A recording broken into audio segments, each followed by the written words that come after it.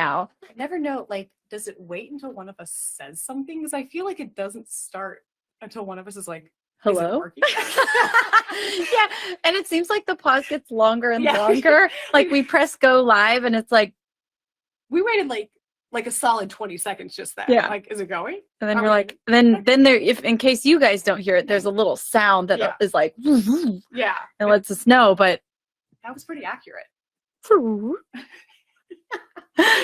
Oh my gosh. Well, hi everybody. Happy Wednesday. And thanks for joining us a little bit earlier today. I know, this is like during either people's work time or their workout time or their I'm still asleep time. So thanks for being here with us today. Yeah. We are actually currently surrounded by like craft supplies and some things never change though. That's the norm from like actually when you walked in today, my living room was clean. Yeah, it's beautiful. Not that it's not beautiful when there's cracks everywhere, but you know what I mean. Right. Usually it's a beautiful chaos. Yeah. And today I was like, wow, the real truth of the matter is I woke up yesterday and I had forgotten that my writing session for the day was here. And so I an hour before the session, I'm like, oh, how far do I need to drive? And I'm looking up the address. I'm like, oh my gosh, it's at my house. And I just got back from a trip. And so there was stuff everywhere. Like I had left my bags out. My crafts were all over the place from before I left on the trip. So I was a tornado. It wasn't that bad. Thank you. Yeah, I mean, my house is equally as craft chaos. So it was fine. Thank you. I appreciate that because I was like, oh my gosh, there's a producer coming over here. I whirlwinded around this house so fast. And anyways, it was beautiful until you walked in. And I dumped a bunch of crafts on the floor. I'm sorry. It's fine. You know what? I prefer that. Yeah. I like a house that feels lived in, and I like having my crafts easily accessible. I wonder though, so just for context, we're sitting on like a very shag carpet right now that you've had for as long as I've known you. I wonder how many sequins. Oh, okay. I thought you were going to say how many germs. No, like little rhinestones. Oh. We could probably rhinestone a dress if we sat here picking out rhinestones. I am sure you're probably so right because just the other day I was rhinestoning something, just a typical Saturday night. Of course. And I lost several of my little gems. And when you buy them, you realize, they're expensive.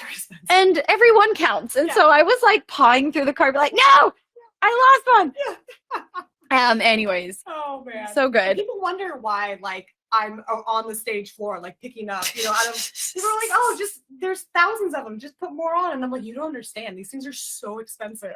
I need to save all my little gem stuff. Well, and it's one of them is not expensive, but then when you're trying to rhinestone an entire set of dresses, you're like, oh my gosh, everyone counts. It adds up to the tune of hundreds, if not thousands of dollars. So yes, I paw through my carpet looking for rhinestones. It's like a fun activity nowadays. Well, I see that our guest is already on. You guys, I am so excited for the conversation today. I'm going to be talking to Shawn Achor, who is one of the world's leading psychologists experts on the connection between happiness and success. And he has one of the most successful TED Talks out there. It's got over 13 million views. And he travels around the world teaching people, sports teams, businesses how to basically improve their happiness and by so doing improve their success. It's wild. Anyway, so I'm so excited. I'm going to just bring him on in. So everybody applaud for Shawn Achor. I know, I wish we could hear everybody. But I can see the little hands applauding. The background clapping. We really should have sound effects that we can press and it's shh, or a laughter track. When you don't laugh at my jokes. Phone. I could download we should do that. We should definitely do that. Hi, Shawn. Hi, how are you doing? I'm doing so good. How are you? Great. I was looking forward to this. Yes, I have been looking forward to this for so long. I have to tell you, I've listened to the talk you did with Oprah Super Soul Sunday. I listened to that multiple times, years ago. I've read your book twice. And I'm just a really big fan of everything you share, everything you do. And so, anyways, I've really been looking forward to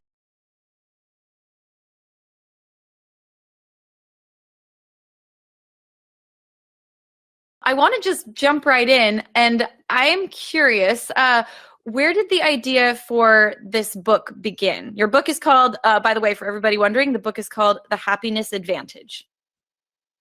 Um, it was a long time coming. I don't even know where to begin with this, but I was at the divinity school. Actually, I was studying Christian and Buddhist ethics, and I was looking at how your beliefs about the world shape the trajectory your life takes, like why you give, why you forgive, why you wake up in the morning, why you play music, why you want to spend time with friends.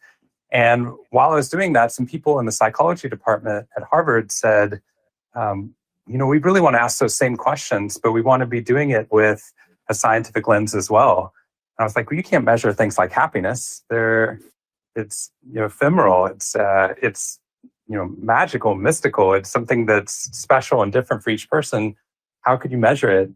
And they said anything that you experience subjectively, we can measure. So you don't go to a hospital and they hook you up to a pain meter and that tells you how much pain you're experiencing. You tell the doctor how much pain you're experiencing. And then based upon that, they are able to use medicine and science to help you. And the same thing's true with optimism and hope and joy. And I got hooked. So I started doing all this research to try and figure out, is there some way that people can become happier than their genes and their environment? And when that happens, what happens to the trajectory of their life and to the people around them?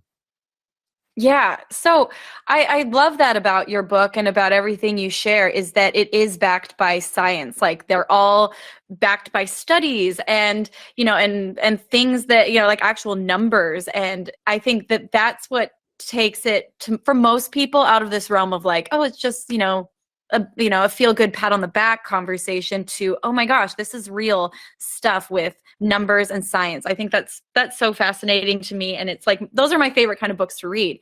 And so for those who may not know, can you explain what positive psychology is?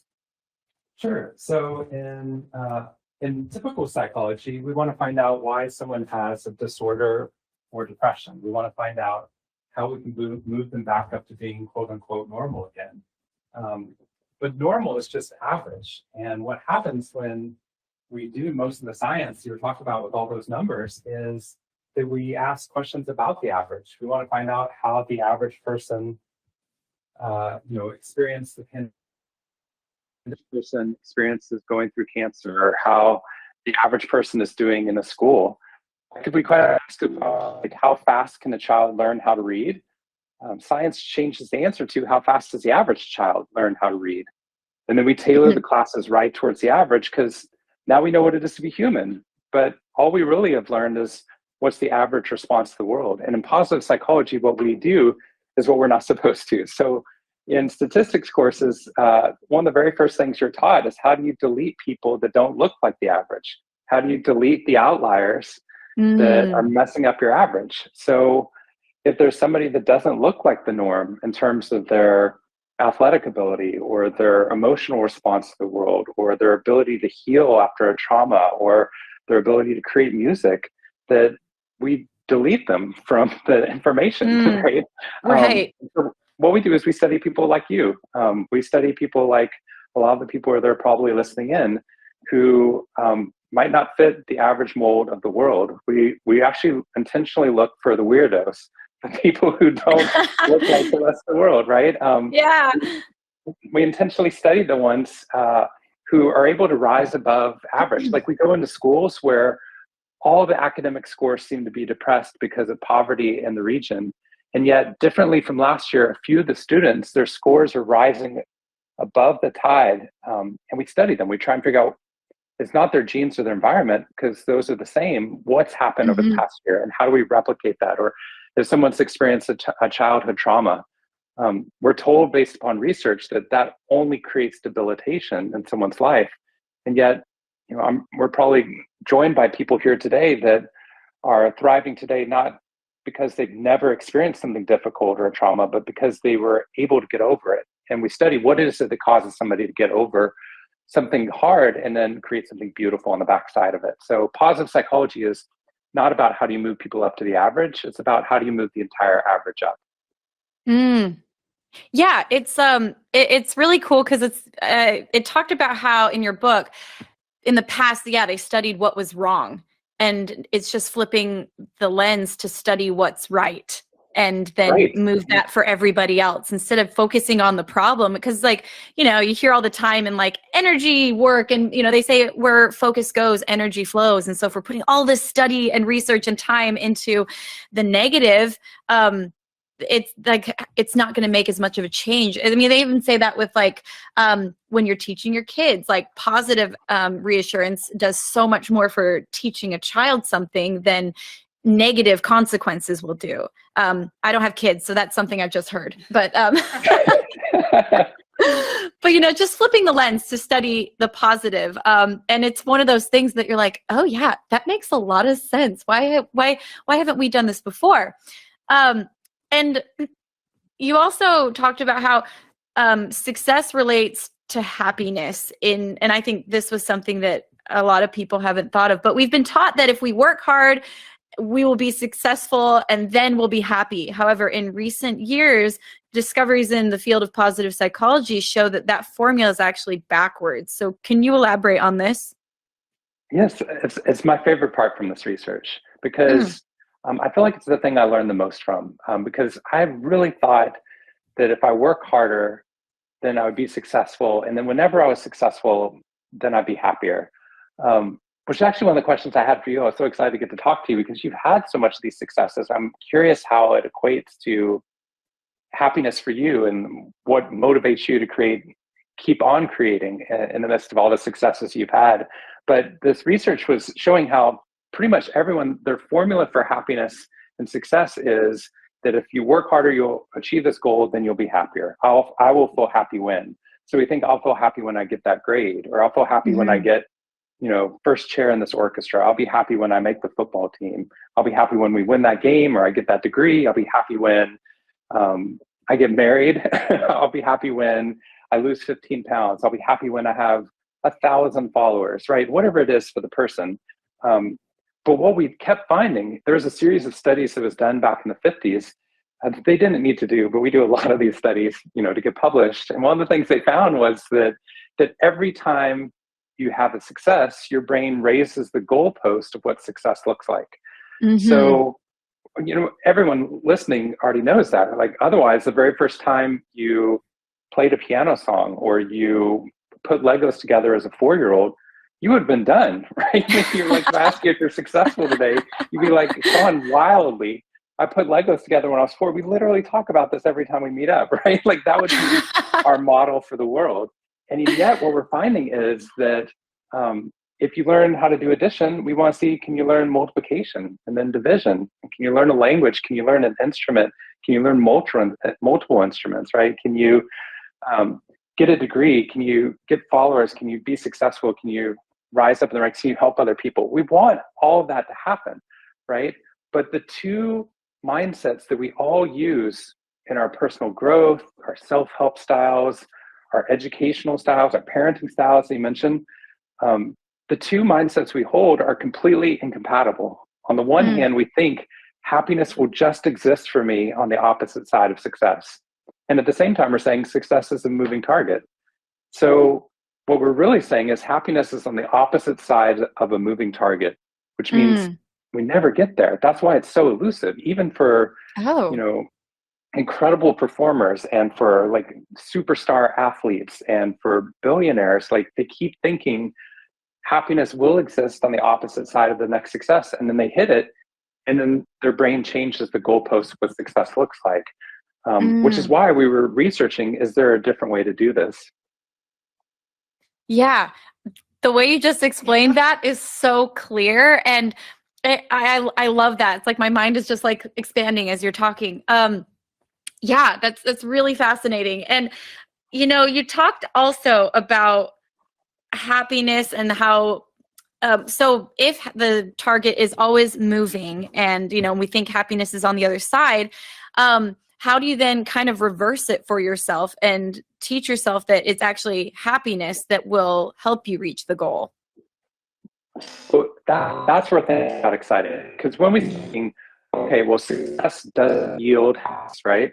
That's why we can see these people that are, like our idols, whoever it is for that person, whether it's a literary idol, a musical one, a political one. We have all these people that are like, well, of course that person's happy, right?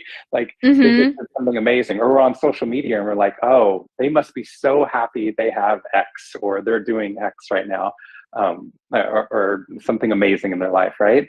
And it never worked out. So we started thinking, okay, success just doesn't equate with happiness. They're separate. In positive psychology, there's a series of studies that were done back in the 80s where they split 4-year-olds up into 2 different groups. And for half of the 4-year-olds, they primed them with neutral instructions to do a spatial memory test. So basically just told them how to do a test. And the other group, before giving the neutral instructions, they had them think of their happiest memory.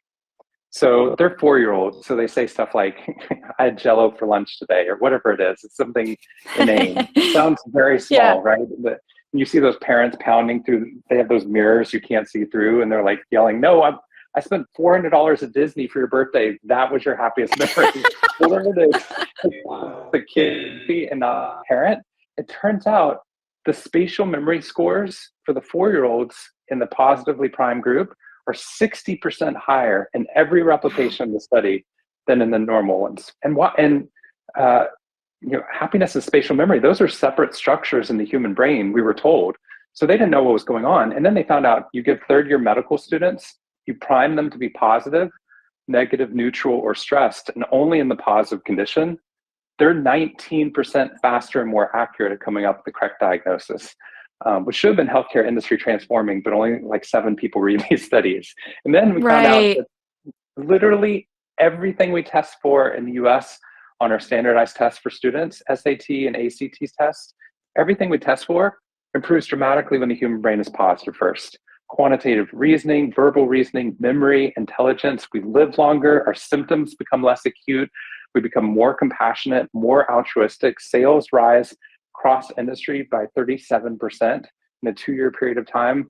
Productivity, when your brain is positive, is 31% higher. We're 3 times more creative.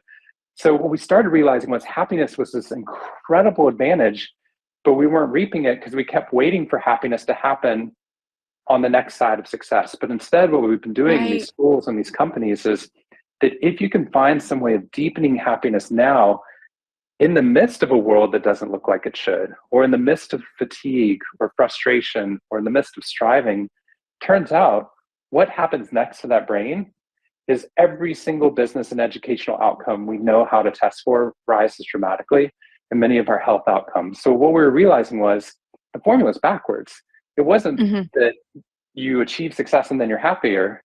It turns out that if you're happier now, it increases the likelihood of your success rates in the future. That makes sense. It makes so much sense. Oh my gosh. It's so crazy because it just makes me almost like, it makes me so happy and excited, but it also makes me like, oh, you fool, Lindsey. Like, I just think of myself at the beginning of my career, and it's like I was doing what I had to do, but man, I really had that attitude of like, no, you put your head down, you freaking work, you don't take breaks, you don't sleep, no time for friends. Like I definitely went through a season of my life when that was what I did. And I gave up like everything to chase, this career. And like, granted, the hard work paid off, but it's like, if I allowed myself just the little boost of happiness, the little breaks, the little like I'm going out with friends tonight to clear my mind instead of sitting at my, was sitting with my violin and like writing and wondering why ideas wouldn't come. It's like, anyway, it's fascinating. And also I want to go back to one of the things you said earlier. You were talking about the doctors and how if they were primed with happiness, they were, I think you said like twice as fast at diagnosing and they were more accurate. I thought it was so funny because in the book, when you told about that study, you then said, oh, and what they were primed to be happy with, it wasn't a promotion. It wasn't like, oh, you get a week off work. It was, they were given a lollipop. That's right. It was like, even a smaller, amazing. I was like, I will always be taking candy to the doctor with me from now on, first of all. But also it's just like, it kind of makes like, I don't know, it just made me realize it doesn't have to be huge. It doesn't have to be like, hey, take a week-long vacation for yourself. Like, which a lot of times I think we get overwhelmed when you're like, I don't have time to take breaks, or I don't have time to do these things, or the money to do the things that would quote unquote make me happy. It's like, hey, it's the stop and smell the roses of our world. You know, it's the tiny moments of happiness. Yeah, it's wild. So I'm curious, what do you have any suggestions of like ways that you think people find the most, I don't know, the most effective in taking breaks, or what are some of the things you suggest to people to prime themselves with happiness? Well, I love what you're saying, because I feel like it lifts it out of just mere research into what we're experiencing with our own lives. And I, like you and like many of the people listening, we had to work really hard for the successes that we were able to get, right? And I'm not saying that this research is saying we don't need to work hard. We're actually finding we can work harder, faster, and better when we actually have social connection, when we have optimism, when we have that moment of peace or calm or optimism in the present, in the midst of all of that, right? And what's fascinating is that, well, twofold, because on the one hand, like, I think people could see you and be like, well, of course she must be happy all the time, given the successes that you've had within your life, right? And I think it's easy for someone to be like, well, of course Shawn's happy. He's a happiness researcher, right? Like, of course, he's got to be happy all the time. Actually, I got the opportunity. It wasn't in the Happiness Advantage. It was way afterwards. But I got the opportunity to do an interview for Super Soul Sunday with Oprah Winfrey, which I'm trying not to. Once you hear the story, you realize I'm not name dropping here. The story didn't go. I never met a celebrity. I know from seeing your other guests, you meet celebrities all the time. I thought I would be normal, and I was not at all. And I went. It was at her house out in Montecito, California, and they have you wait all morning. Oh, I know, it was amazing, right? And it was up at the top of her property. They have you wait all day. You have green rooms before like she had a green house just for her guests to wait around for her, right? Literally. And so then you wait all morning, and then you go down this long path through a redwood forest that she has on her property, as one does. And then you walk through it, and you see Oprah for the first time. And then they have, camera crews. They had 3 camera crews filming this beautiful and organic first meeting with Oprah. And I saw her, and my brain just turned off. I was like, nope, I'm out. And she was like, Shawn. And I didn't know the protocol. I didn't know, like, Oprah. So I said, I just stared at her, and her hands were up. So I thought we were doing a high five. Oh, no. And our hands like clawed together. We rotated in a circle twice. They had to shut off the cameras. Like, Lindsey, if you ever see that interview with Oprah where I see her for the first time, that's the second time. I love that story. That's so good. The circle, the hand miss in the circle. That's the best part. Like, I've been there, and I know that feeling. Yes. Like, oh no. No, I met. Was so awkward. I have a similar thing. I met Will Smith once, and I didn't know I was. I mean, I'm awkward. I sure am in situations like, Fish will tell you that, but I was so uncomfortably, like, I didn't know who I was in that moment. It's like I was outside of my body watching a train wreck. I was like, what's happening? Right. Yep. So after, the reason I was telling that story was not to just get to talk about Oprah, but afterwards, so it's this incredible day, right? Like, a few minutes later, she makes you feel so comfortable, you'll tell her anything. And which is why the next part happened, as they were breaking down the cameras, so we did an hour-long interview. As they were breaking down the cameras, I turned around, I was like, Oprah, I'm so disappointed with this interview, because we didn't have time to talk about going through depression. Because, it's so easy, like I was just saying, it's so easy for people to hear this and be like, yeah, of course he's happy. He's a happiness researcher. Of course, Oprah's happy. She's got $1 billion, and, like, take whatever problem you have right now and then add in all of her money and celebrity friends and houses everywhere. Like, it's got to be easy to be happy if you're Oprah. And she turned to me and she said, Shawn, I went through depression at the height of my career while making the most money. and didn't want to go on living. And I told her I went through 2 years of depression when I was at Harvard, and my job was to teach the students how not to go through depression, right? And we turned back on the cameras and we did a whole second hour. There was so much we did in first, talking about one, what we've talked about so far, which is even like Oprah at the pinnacle of success, that didn't guarantee happiness for her, right? So why do we keep thinking, you know, the next book or the next amount of money or the next number on our social media followers or the next whatever it is going to make us happier if it doesn't work there? And then the other side of it was the turning point for both her and for me, and probably for a lot of people listening, was one that I didn't expect as a researcher. So I did all this research about what we can do to create happiness along the way, right? Which was your original question. And we know those habits, and I can go through some of those very small habits. I look for very small habits that take about 2 minutes a day that change what happens in your brain long term.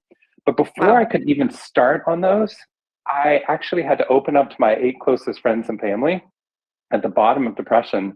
And I had to tell them that I had gone through more than 2 years of depression, and, probably couldn't get out of it because, I have a family history for it. It's genetic. So I just wanted to tell somebody. And the groundswell of support was amazing. Those people were calling me, meeting up with me, emailing me, bringing me cupcakes, which is not why I did it, but they were great. But as soon as I did that, the hill of overcoming depression in front of me dropped significantly, because now I'm not climbing it alone. I'm climbing it with other people. And suddenly, actually, I have to tell you a really cool study, because I know you mentioned you like the study part. There's this researchers in Virginia, they found, this is after the happiness advantage. They found that if you're looking at a hill, you need to climb in front of you, a physical hill. If you look at that hill by yourself, if the participant is alone, the picture their brain shows them in their visual cortex, the hill that they see when they're alone looks 20 to 30% steeper compared to the hill that they see if you just put somebody next to them that they're going to climb, that they're told is going to climb the hill with them. So the inclusion of somebody, isn't that amazing? It was like a matrix moment for me where the whole world shifted, because I thought if I see a hill, that's the hill, and I can figure out whether or not I can climb it. And it turns out the geometry of the challenges in our life are in flux based upon whether or not we're alone or we're with other people. And that's true for not only trying to achieve something great with your life, but also trying to create greater levels of happiness, which is why, happiness books don't belong in the self-help section. As soon as we make happiness self-help, we make it 20 to 30% steeper for people to achieve. The very first step on this process is making sure you're not doing this alone, right? That you're doing this with other people. And what was amazing is when I opened up to them, there were all these people that opened up about what they were dealing with. And suddenly, it wasn't us trying to light up individually in the dark. We were trying to light up together. Wow. No, that's amazing. I got chills as you were talking. And, and I do think like the power of community, or the power of even just one person is, like that's what life is really all about. It's all about this connection between us and others. And so often we just get so distracted by chasing and it's funny because I feel like the things we end up chasing are all trying to get us back to feeling worthy for the connection of others. And we just get so distracted by these other things, whether it's my fans know very much so that I was anorexic for years. And I look back at it and I'm like, oh my gosh, I was so miserable during that time. But I'm pretty sure I was doing all these things because I wanted to be loved. And I wanted to feel accepted by myself, but also I wanted others to love me. And I felt like if I was, a certain size and beautiful or whatever, that I would get love. And yet in order to be anorexic, you have to be so isolated and lonely. And it's like, finally I woke up to the fact that like, oh my gosh, I got so distracted on my way to find love and acceptance that I got stuck over here, and I'm doing the exact opposite. But the goal had just gotten morphed, and I forgot what I was even setting out for, because I got stuck on the first peg of what I thought was the goal leading to where I wanted to be. Anyways, but yeah, it's a wild thought that we just get distracted by the things that at the end of the day, we just want to be loved. Right? It really is true, right? And that you can have, thousands of followers, but we really want like our friends to love us, right? We want to Right. feel Yeah. right. And you're right. Like I find that sometimes when I'm cleaning my house, I'm like cleaning it not just for me. I'm like, well, what if this person came over? That person never comes Right. over. Right.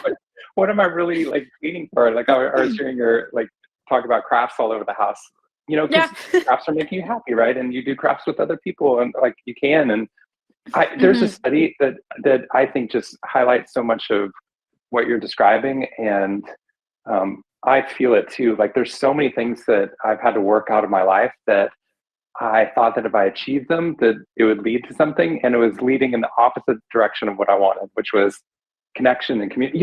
Even so, I go around speaking, and when I was starting out speaking, I went one time to 33 countries in 1 year, going to speak at Wow. different places, and my happiness plummeted. Right, like I'm supposed to be speaking about happiness, and I was, and my back started hurting because like I was on planes all the time, and I was Yeah. stressed, and then I was never with my friends or my family. And when I saw this, I was actually on a trip to South America at the time, and I was working with people that were under threats of express kidnappings, and that were dealing with some really difficult political issues, and then working with schools that were serving shanty towns. And as I was talking to them, I kept finding all these people where I assumed everyone would just be miserable. We kept finding several people, like lots of people that were still happy despite their troubles. And I was talking to them why, and it was consistent across the board. It was their social connection. They actually felt sorry for the Americans that I was talking about in my studies. They were like, they must be so lonely and sad, right? And I'm like, Yeah. we thought you were unhappy. That's why I came down here, right? And then I was realizing that they were teaching me that the greatest predictor, and that's what we found. Literally, this sums up a whole decade's worth of research. This would have been so much faster to say, but that the greatest predictor of long-term levels of happiness is your social connection score. So that's the breadth and the depth and the meaning you find in your social relationships. And we saw it. I saw it there with those people. And when I saw that, I moved from Boston when I was up at Harvard down to the same street as my sister, because she had kids, and I wanted her around, and my family. So literally, I moved the same street as her in the middle of suburbia, and just commuted from San Antonio, Texas, just so I could have that. And then when we moved to Virginia afterwards, 4 families all moved together, and then 6 families moved back to Texas, where we are now.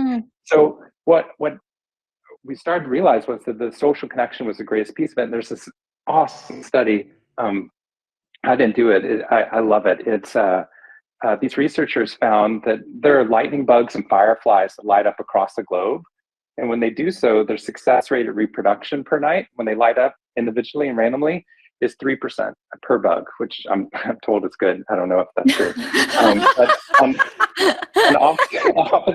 whoever watches the bugs do this is just making ticks 1, 2. Exactly. So, but it turns out there are these 2 species that I learned about when I was writing my most recent book, about how in Southeast Indonesia and one in the Smoky Mountains of Tennessee in the US, opposite sides of the globe, these fireflies figured out how to do something different.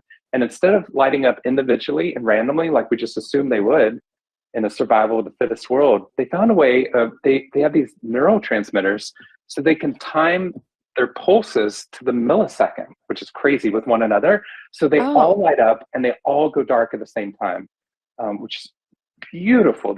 These fireflies, like the whole community lights up and goes dark at the same time.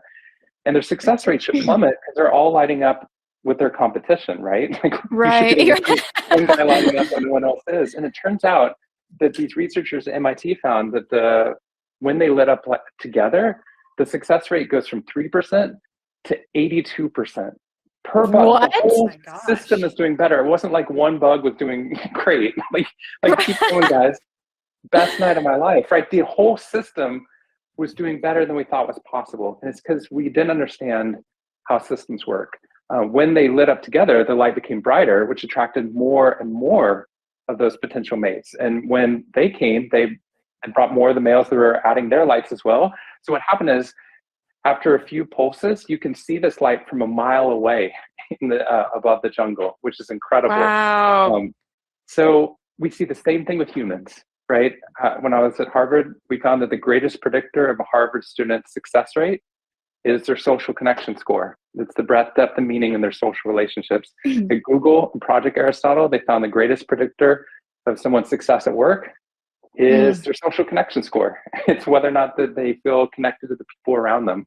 So it all came back to what you're saying, is that what leads to happiness within our life is finding some way of enhancing the people around us and expanding power out, helping them help us, like defending our system together, sustaining those gains by like celebrating with one another, which, I love the fact that like you don't do work alone. You get to do it with other people, right? Absolutely. That must be such a gift too. I watched some of your videos and showed them this morning. And the fact that you get to do it with other people and with people filming and with like a whole crew, like when I go up and speak, sometimes it's just me, right? And the fact that you do these with other people just adds this whole other element of being able to light up together. Oh, I love that. And I can't even say, like what you just said, it's so true. Why I think I love what I do the most is because of the team of people I get to do it with. And, going back to, you were talking before about like, how you went through this time when you were super depressed and you were yet a happiness researcher. I've been through spouts of depression, and some of it was prior to becoming a performer, but a big chunk of it happened right in the middle. And it's because I got so focused on the new target, like you were talking about, of like, no, I have these goals. Like, oh, now I want to do this size of venue. Now I want my album to go, I want it to be number one, like whatever the next goal seemed to be. And it's like, I got so focused on that I stopped realizing what I had. I stopped looking around and seeing that, like, wow, I was extremely happy when I first started this, and I just got to like do a show, like it was magical. And it's funny now, I don't feel any different now when I perform on stage in front of, thousands of people than I did that very first show when I played in front of like 150 people. Like, right. And you realize that like, because I had a team of people then, I have a team of people now. And, I had this moment one time that was one of those like moments in your life where a button clicked, and I was actually about ready to go on stage. And I asked my tour manager how the show had done, and he told me that like, oh, the ticket sales weren't great tonight. And I realized that I'd sold like 75% less, or, quite a few less tickets than the last time I was at this particular city.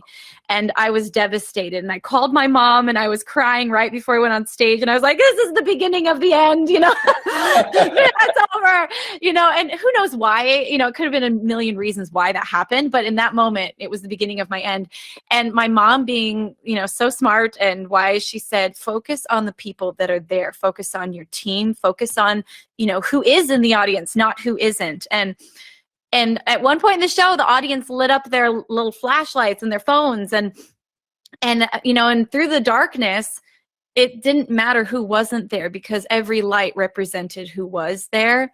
And I just had this moment where I started crying, because it was like, I have everything I need. I get to do what I love. I have people that are here. It doesn't matter how many. It doesn't matter if it was bigger or smaller than last time. And it was just a really clear moment for me of like focusing on like the people then. And you even said in your book, and I took this quote, researchers have found that social support has much more impact on life expectancy, has as much impact on life expectancy as smoking, high blood pressure, obesity, and regular physical activity.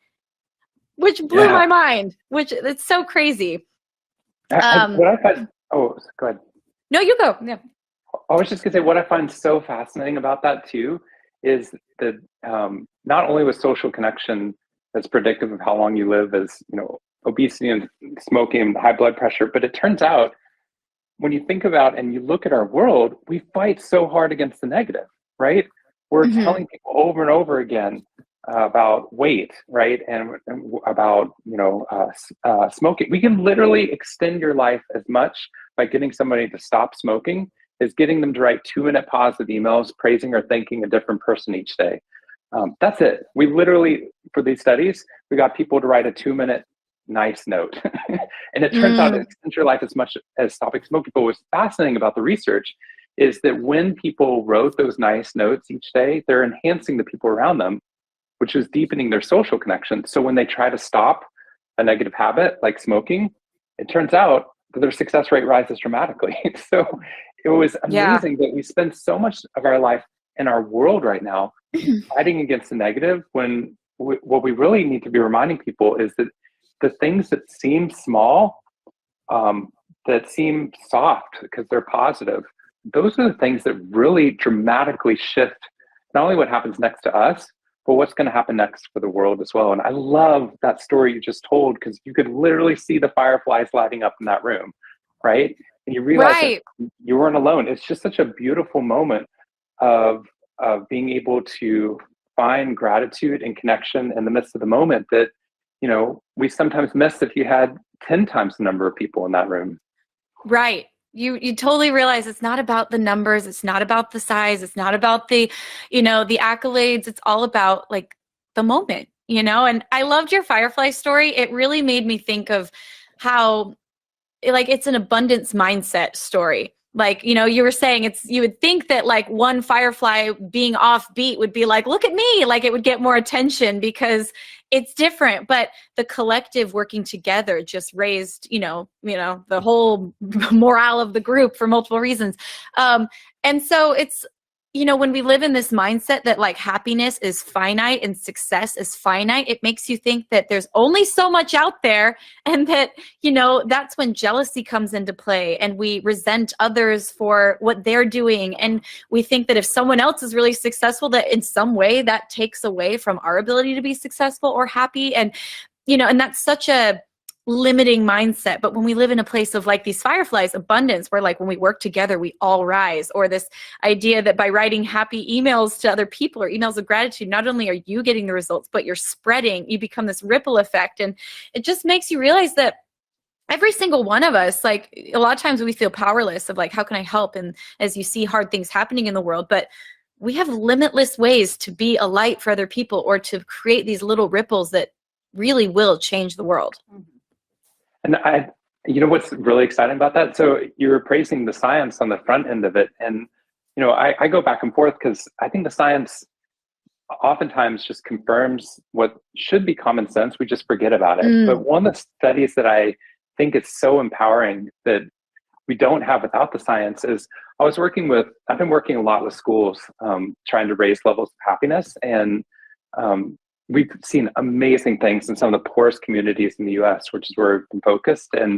But we were working in Flint, Michigan, with a series of with a whole school district that was dealing with poverty and loss of jobs and cyclical, unemployment, and just all these incredible challenges. Racism. There was literally lead in the water at the schools. They had to turn off the water fountains for the kids. So in the midst of this, we come in and talk about happiness, right? So to come back to your idea, like, we forget how powerful the positive is because we keep focusing on the negative in the world. Like when we think about politics, we're thinking about how do we stop these terrible negative things from happening. So some of the pushback we got from when we first went in there was, we'll start talking about happiness when the jobs come back. We'll start talk about happiness when the lead is out of the water.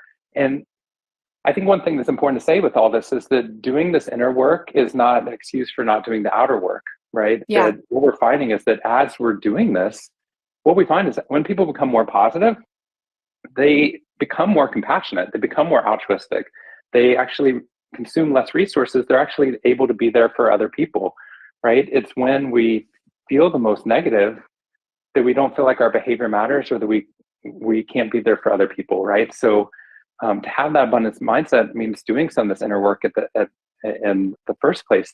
But the reason I'm telling the story is that we only had money to work with the teachers. So we were just trying to keep the teachers happier so that they'd stay for more than 2 years, because that was the average before they would just quit their work. And what we found was that we were measuring the whole community. So this is where the science piece comes in. And it turns out that as the teacher became happier, they were doing this inner work, but it turns out that the teachers, students, parents, or guardians, their well-being scores started to improve dramatically. But we weren't Wow. working with them, right? We were not even meeting them. The teachers were oftentimes never meeting them. The students' test scores were rising. We weren't working with them. We were only working with the teachers. And what we started to realize was that there was a quantifiable ripple effect to the tiny choices we were making to our mindset and behavior that was rippling out to people 3-4 degrees separate from us who we never even meet. So what I That's love so about cool. this, isn't it amazing? It's literally, it changed my entire career when we saw that. Yeah. Because the happiness advantage was all about, if we can raise your levels of happiness, your success rates rise. I wrote a book a few years ago, and it was all about shifting it to this idea that if we're going to pursue happiness, we can't do it alone. You have to do it with other people, that happiness and success are interconnected traits, and that what motivates me sometimes to do these things I feel like seem small, like writing a 2-minute positive email, or writing down 3 new things you're grateful for each day, or going on a 15-minute brisk walk. These things that seem incredibly small are actually impacting people I'll never even meet. And we can measure it now. So we can show somebody, this is what you did for the world, right? And when they see that, they're more likely to do those small gratitudes. That is incredible. Okay, so you have another book. And then you also said you're writing another book. What is the next book you're writing? I'm working on one just kind of on the side. I'm really interested in how people's faith and positive psychology would intersect, because I keep getting people talking to me about, the beliefs that you hold are shaping the world, but also people are trying to create beliefs, but there's been a decline of like people connected to formal religious groups, right? So Yeah. we're kind of trying to do religion on our own. But what we're seeing come out of happiness research is that so much of our beliefs and our willingness to keep going and our love for other people, our motivation is about one another. So it's very hard to do these things with other people. So I'm just exploring that on the side. I had a book come out it's 4 years ago called Big Potential, and it's actually my favorite book. It's the least read of my book.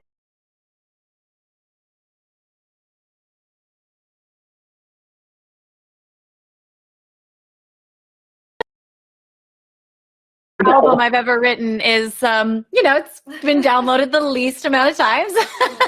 That's fascinating. Yeah, same with me. Like, I love it. If there's one message I would want to share with the world, it was the Firefly study and the Hill study are both on the first page of this book called Big Potential, because I was hoping that if someone picked it up at like a bookstore and only read the first page and put it back, that they would at least get those 2 stories, right? Oh, Because I love that. it transforms the way that you think about the world, because you suddenly realize how much impact you're having on other people, and that, when people are going through hard times, like the hill in front of them is going to decrease if they know that they're not alone, right? Which it changes how, whether or not you write those 2-minute positive emails, it changes how we connect to people or think about them with our music or our speaking or research, or whether you're selling cars or whatever it is that you're doing, you think about people in a completely different way. So, Oh,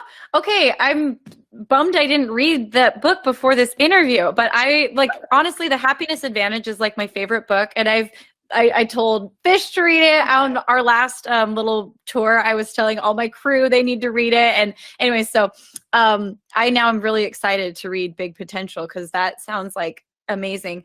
And kind of going back to what you were just talking about like the perspective we have of, the hill, and like how we view the world from our own limited perspective is, going to place so much into the reality, not that we have, but the reality that we actually kind of create in our lives.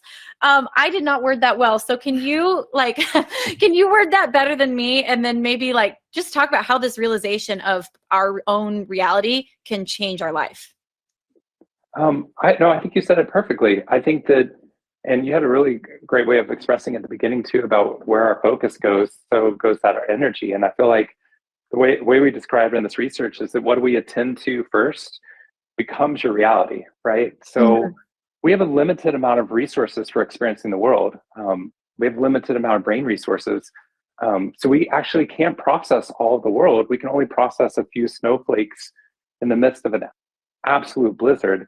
So what we find is that what we attend to first shapes how we respond to the world. And if you're looking first for all the negatives or the hassles or the complaints or the frustrations or the threats or the symptoms, immediately what happens is the majority of your world starts to look in response to those challenges. So there was this really cool study done where they were having people play Tetris, which, for anyone who doesn't know, it's just you rotate shapes in a video game and you make straight lines. They had them play this Tetris game for 5 hours in a row while sitting in a brain scan at Harvard. They were studying spatial memory, but then they realized that they were screwing up their participants because they would come back to them with these stories. Like, one of the students came up to this old professor and turned him around in Harvard Yard, and she grabbed him. She's like, "Professor, I need to tell you something. You're going to think I'm crazy, but after that experiment where you made me sit for 5 hours playing that game, I walked out of the experiment. I met up with one of my friends. We walked into a supermarket, and she found me rearranging the bread on the shelves to make straight lines." She said, "Am I crazy?" Wow. I said, yes, you are. Yeah, stop touching me. And it turns out she wasn't the only one experiencing. People were dreaming about Tetris. We've actually found 1 out of 700 people in the U.S. has dreamed about Tetris, which is crazy. That's wild. It's actually a large phenomenon, and not even that many people have played it, right? So it's showing how what happens is, if you view the world through the same pattern for too long, your brain keeps that pattern even if it stops working for you. And I worked for a large accounting firm, and I was working with tax auditors, trying to make tax auditors happier. And one of the things we found was that they would spend 8 to 14 hours a day reading through tax forms, looking for mistakes and errors, which made them great at their job. Then they get promoted and levels of happiness would drop. So I came in to work with them, and one of the guys in the control group came up to me. He said, "Over the past 3 years, I've been getting about 20% less work done. I just don't find meaning in my work anymore. I'm struggling to find happiness, and it's affecting me at home too." And I said, I'm so sorry you're experiencing this. What have you done already to try and fix this? And he said, I've done everything. Like, one day at lunch, I decided to sit down at lunch. I didn't go eat. I just sat there and I made an Excel spreadsheet. And I was like, I don't think that's going to help you that much. And he said, I realized that this was impacting me at home, so I needed to open up a dialogue with my wife. So I made a list of all the things I wanted to talk to my wife about. And I made a spreadsheet of all the mistakes I felt like she'd been making in our relationship over the past 6 months, so we could work on it together. And he printed this out, and he said, I brought it home to my wife, to my ex-wife, handed this to her, and I told the story. And I was like, this is not a bad person at all. Here's someone who just totally got stuck. He got stuck scanning the world for the mistakes and errors, which was great at work. But when he didn't compartmentalize that, when he come home, he was treating his wife and his son like a tax form. He was really thinking that once he solved all those flaws and blemishes, then he would love them more, right? And what we're finding is that what we view and look for shapes the world. So those very simple habits, like the one that everyone's heard, or like lots of people have heard, but if you scan for 3 new things you're grateful for, or if you scan for 3 things you're grateful for 21 days, it actually doesn't work, because around day 3, you start repeating. You start basically saying, I'm grateful for my work, my family, and my health. What we get people to do is you scan for 3 new things you're grateful for, which activates a different part of the brain that scans. And when you have to scan anew at the same time each day, your brain builds a background app to scan the world for the positives that are occurring, and it's passive. So without doing anything, the world you see changes because you're processing these pinpricks of positivity. And people who test as low-level genetic pessimists, 21 days later, 6 months later, and 2 years later, are now testing as low to moderate optimists, which is crazy.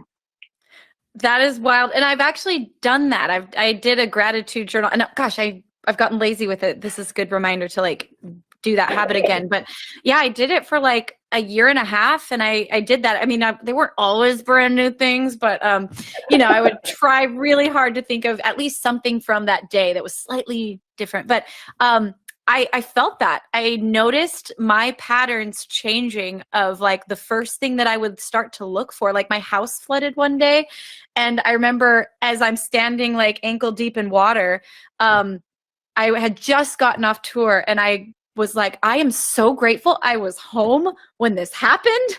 Like that was my first thought, rather than like, oh my Right. gosh, like everything's like, I was just so like, wow, this was the best case scenario for my house to flood. Like, Yeah. and I just Yeah. laughed when I thought that, but it was because like you were saying, this Tetris effect and patterns, and my brain was in this habit of like scanning for the positive. So anyways, I that's such a cool study. And and you talked about so many different things like falling up and learned helplessness, and hearing you talk about it now, I'm like, these are all just Yeah. To the story you just described, they do a similar experiment where they're looking for these things called counterfactuals. And what they do in the study is they ask somebody, they say, you walk into a bank, it's your first time being in the bank. You walk into the bank, there are 5 other people around you. A robber walks in, fires his weapon, and you're shot in the leg. Do you view this as a lucky day, an unlucky day, or no luck involved? So it's a series of questions like that. So it's like you walk into your house, there's water up to your ankle, something's caused the flood. This is a lucky day, unlucky day, or no luck involved, right? And it turns out, they get a split, basically a third of each of the groups.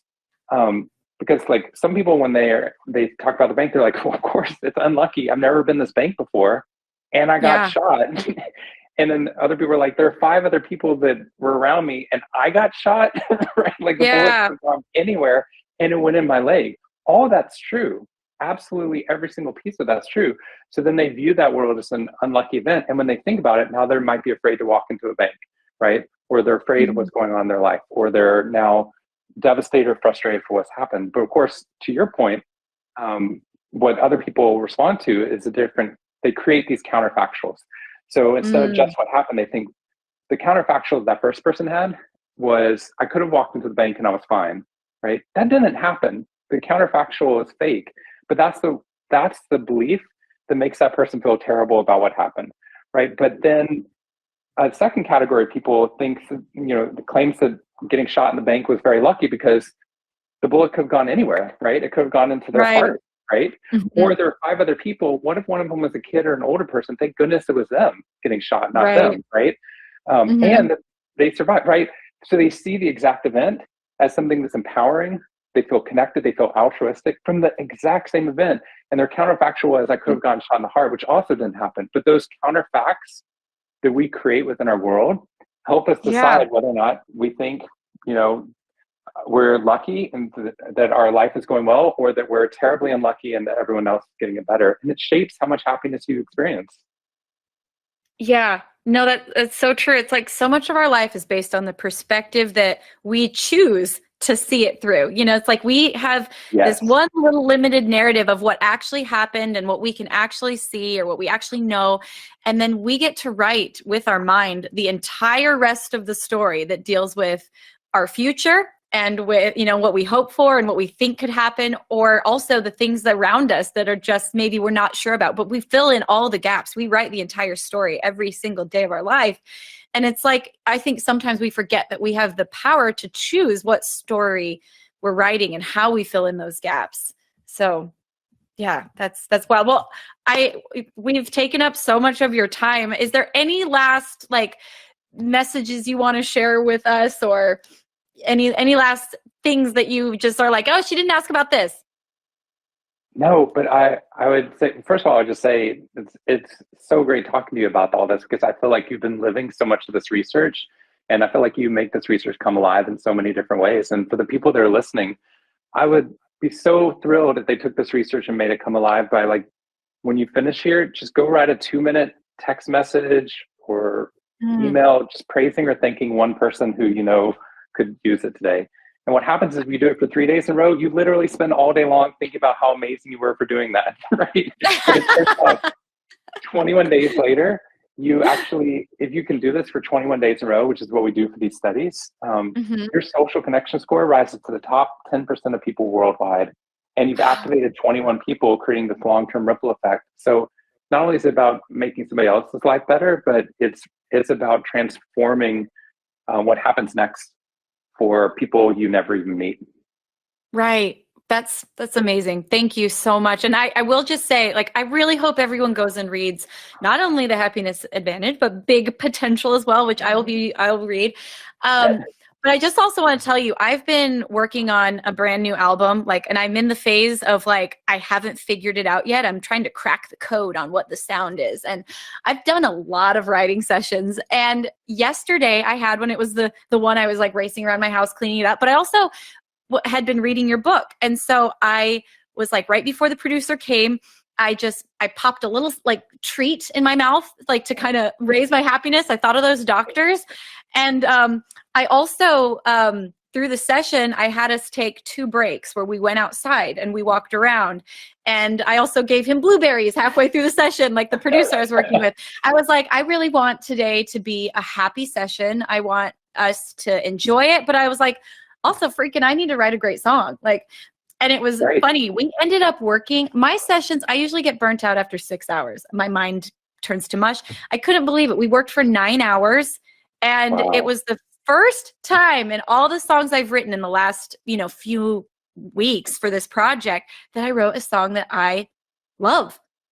And I was like, this is this book in action. Not only was I able to work harder and longer by just doing little things to prime myself throughout the writing session and the day, but my producer was as well. And we made something that I'm really excited about. So just thank you for your book. It changed my day. And I hope that like it changes the lives of the people listening. And, I just want to applaud you for the work you do, the science you've learned and studied, and the things you teach, because it's, it changes people's lives, and the world needs this right now more than anything. Thank you. I love that story. That makes me so good. I feel so good. I feel like going to do more research. Just thank you. Like, I feel like we're lighting each other up, and that's what we're hoping to do in this world. So thank you so much. Absolutely. Well, again, thanks for your time, and I hope you have a wonderful rest of your day. And everybody, thanks for being here and listening to our radio show. Okay, bye. Bye. Bye.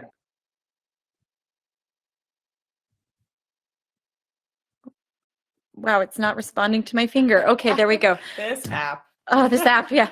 Thank you. Oh my gosh, that was so fun. That was amazing. Yeah, you know me. I'm such a fan of the science behind all of this stuff. Like, such a fan of it. Yeah. Yeah, it's amazing, and I can spend hours and hours just absorbing it. Yes, and I'm the same way. Like, Fish and I will geek out about this stuff, and we'll like talk about things we've read or things we've learned, or like even just our own experiences where it's like, I was backstage and I felt this and I dealt with it, and I'm, whatever. Like, we love talking about this. And, I've read a lot of the books in this space, and I have to say, I think this is my favorite. Yeah. Like just the way he breaks down things and discusses it, and the approach alone is like, and you guys know me, I've had a whole book club on like Brene Brown, and like I love Brene Brown, like, so I love tons of different kinds of books in this space, but there's something really magical and very easily implementable. Well, I don't know if that's a word. Very consumable. Thank you. That's the word. Consumable. Yeah, I completely agree with that. Yeah. It's something that I feel like I can share with people in my life without having to put in the extra work of like trying to explain to them why it resonates with me. Like, the explanation is done. It's right there, already consumable. 100%. And like, I'm reading some like really deep books right now, like Joe Dispenza, and it sometimes makes my brain hurt, but I also am like, how the heck do I apply this? Yeah. It's so deep that I don't know, but I just love that this one is like, oh yeah, this is common sense.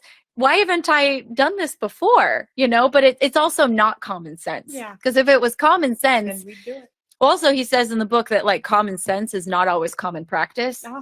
And so I think that's why it's so great that there's all these examples of like how these people's lives were changed. Yeah. This study shows that people were twice as effective, like all this stuff, because it kind of takes it from being like, yeah, I should do that, to like, oh my gosh, I need to do this. Like, it's kind of non-negotiable. I need to reach out to others more. I need to be more social. I need to find little tiny moments to be kind to others. And yeah. Yeah. Anyways, I'm just on a high right now. I'm so excited. That was awesome. Yeah. Absolutely. Do you want to maybe play a song? Yeah, we'll play a song. I love this song. This is one of my favorites. I think I've probably already played it on a radio show, but it's fine. And I liked it because it's called Be Kind. So I thought it related to what we were talking about. So this is Halsey, Be Kind. Okay. I found a blue rhinestone in the carpet. Do you want it? I do. That's Oh. like 50 cents. Yeah, that's an expensive little rhinestone. Yeah. Right there. May not sound like a lot to be 50 cents, everybody, but When you buy hundreds of them. Yeah. When you buy a couple hundred of yeah, them. a couple hundred. But yeah, fun. We are very excited for our day today, aren't we? Yeah, very excited. Oh, I don't know why I have this install. I guess you're still right Yeah, here. it's I just don't me. have to. Yeah, Just the two of us. We Just don't the need two our of us. headphones. No, we have a really exciting day today. We actually. Do you want to talk about what's outside your door right now? I do. Okay, yeah. I forgot about that part of our day. So guys, I got an aerial rig, which I'm very excited about. I sent a picture of it to my mom and she said, "Oh heavens." It's really tall. It's like Yeah. 22 or 24 feet tall. Yeah, Trapeze from, and so I can practice. in your yard. And it's Yeah. at my house, and it's been hard to get good at trapeze because I travel, my coach travels, and so sometimes there'll be weeks in between when I can schedule an appointment with Yeah. her.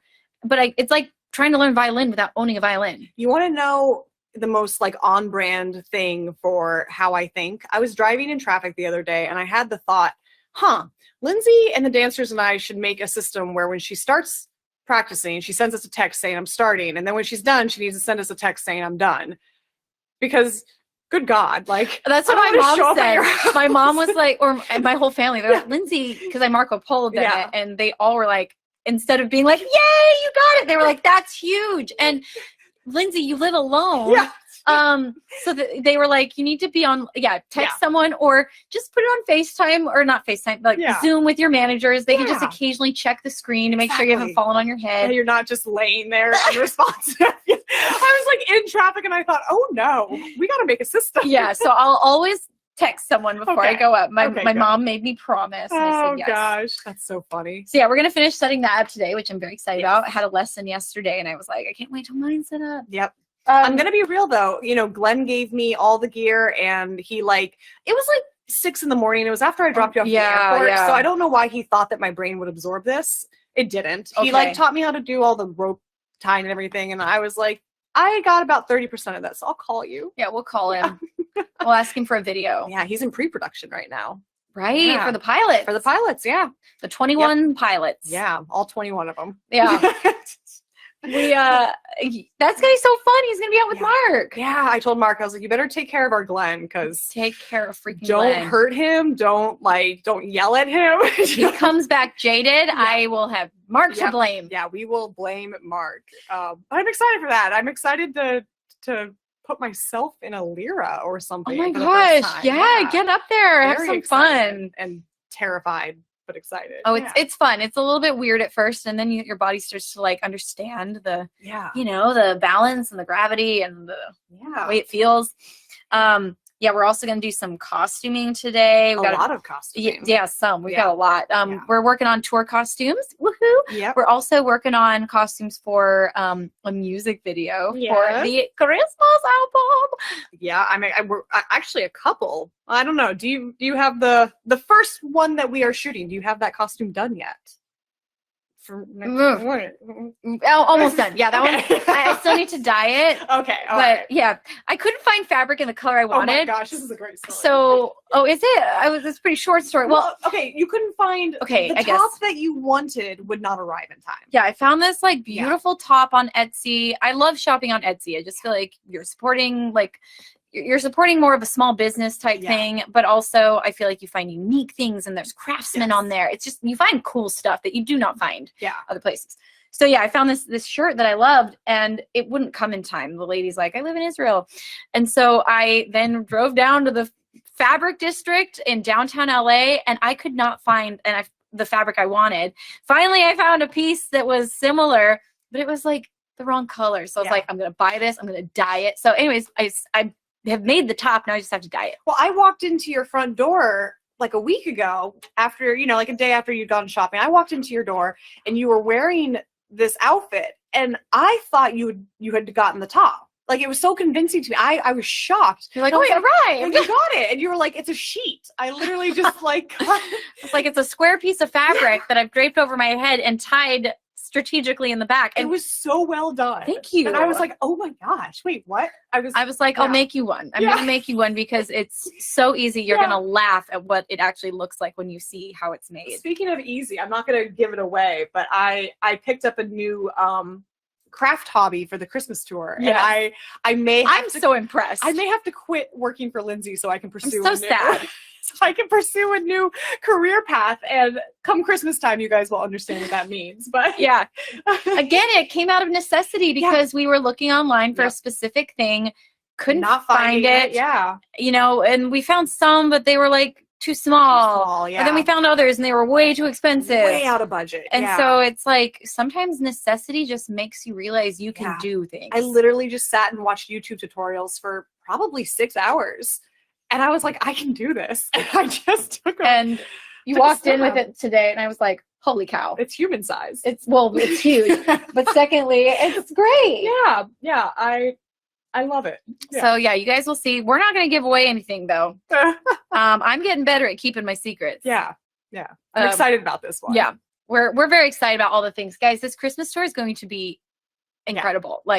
And I'm not like just tooting my own horn. I'm saying that because I feel like our entire team is working so seamlessly together with it. Like everybody's excited, everybody's amped. Like, and we're always amped and excited, but usually we're on another tour. Yeah. And we're trying to like think of ideas. Yeah. This time it's like, I don't know. I just also feel like we're more united than we've ever been, even though we've always been really close. And it's just such a team effort that I'm very, very excited. We took a lot of notes last tour. And I think the improvements that we're making, we've essentially made it into a whole new show. But I think that, you know, all the notes that we made and all of the things that we were like, oh, I like this, but let's do this to make it better. How can we amp it up? That was very important. And I feel like people who come to the tour this year are going to be very happy with what they see. I think so too. Yeah. I think so too. Well, on that note, I think we're going to get going, but I just want to say thank you so much to everybody who listened in today. I hope you do what Shawn said and, you know, write a couple positive, like write 3 text messages to people, just letting them know you appreciate them and why, and or that you're thinking about them. And also, I love seeing all the little commentary in the Discord and like all the funny pictures you guys post. You guys were cracking me up through and yours are so fast. As soon as I started telling the house flooding story, I saw the TikTok pop up. And I was like, they are quick. But anyways, love you guys. We'll see you next week. Our guest next week, I believe, is Lance Bass. I don't know if he's next week or in a couple weeks.